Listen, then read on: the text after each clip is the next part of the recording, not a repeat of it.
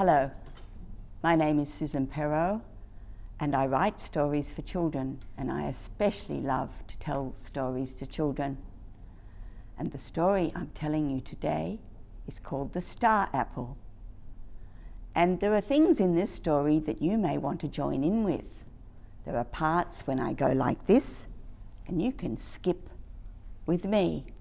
Or when the little child is walking up the hill, you can do that too. And when I do this, the little red house with no windows and no doors, and a star hiding inside, you might want to do that too. There was once a little girl who wanted to go on an adventure. "What can I do?" she asked her mother and father. Now this girl's mother and father always knew beautiful things for children to do, and they said, "You should go on an adventure, on a journey, and look for the little red house with no windows and no doors, and a star hiding inside." Wow, the little girl was so excited. "But where will I find such a house?" she said. "Down the lane, past the farmers, and up the hill. But be sure when you find it, you bring it back to show us."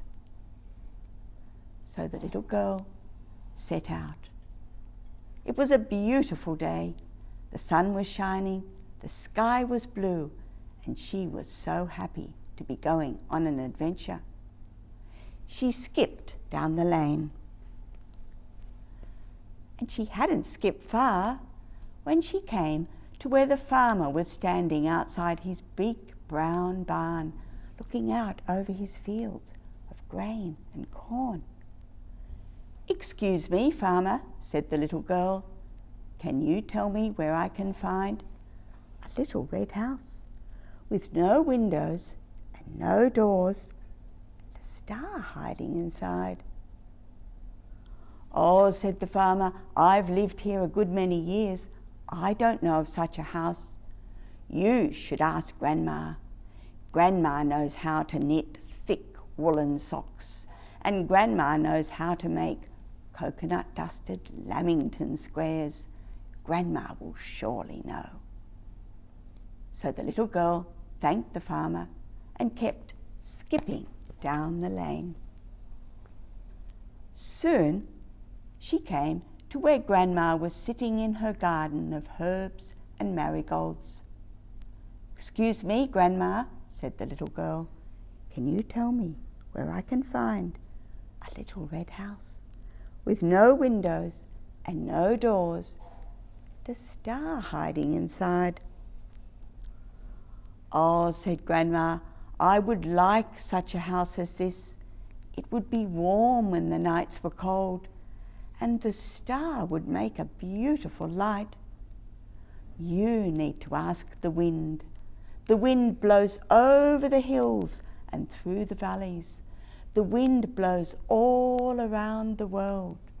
The wind knows all the secrets."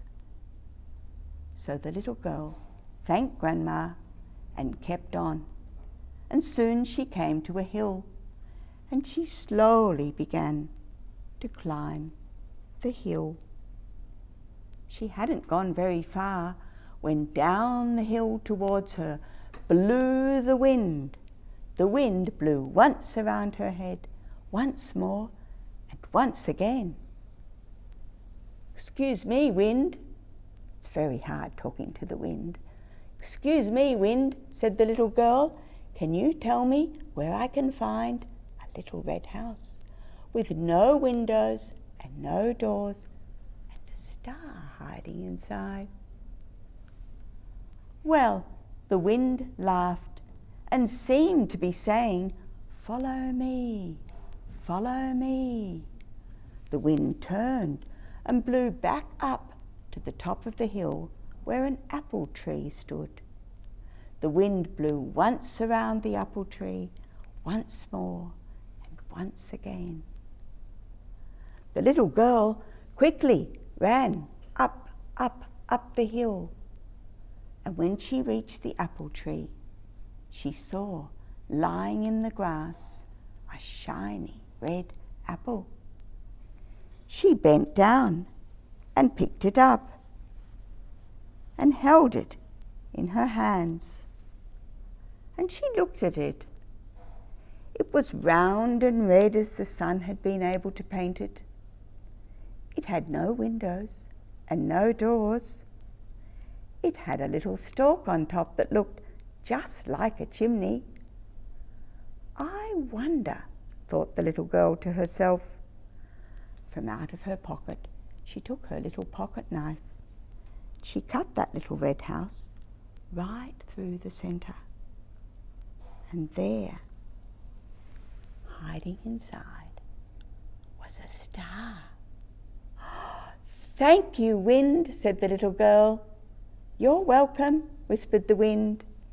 And the little girl took her little red house with no windows and no doors and a star hiding inside all the way home to show her mother and her father.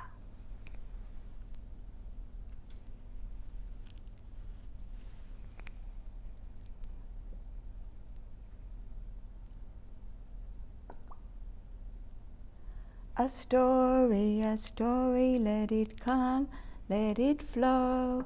A story, let it come, let it go.